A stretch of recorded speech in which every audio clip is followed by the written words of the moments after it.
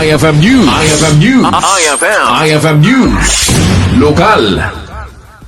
Kastoy ti nagmamaayan na ti may sa akwarto iti pagtaingan ti pamilya Balanay iti barangay Santa Matilde iti ili ti Pasukin Ilocos Norte daytoy ket kalpasan ana uram iti naso akwarto at ipatsyenda ket tinagrisak abanag apaman anang ganda daytoy. Grisak sa kar day ko iriring nakpatakad bak idi ang dakong makabangon daras ta sakit nga tumtuming kon.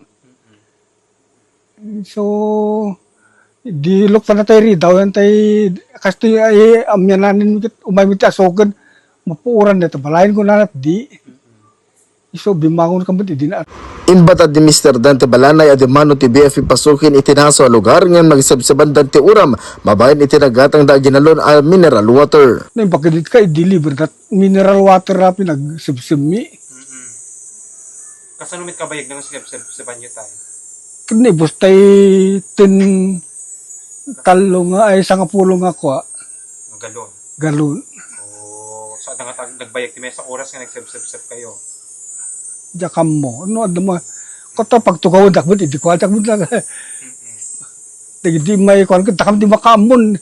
Agtugtugaw ka latatan kung kuna damit kanyak diyan nagtugtugaw latat diyan tas tari daw. Mainaig iti daytoy ket nakita tayo iti kasasati na unang anak na lalaki ang marigregatan iti nalakam na apa nakauram ti rupa bukot ken imana. Para iti IFM News, Idol Lawrence Martinez, Tatak, IFM. IFM News. IFM News. IFM News. Lokal.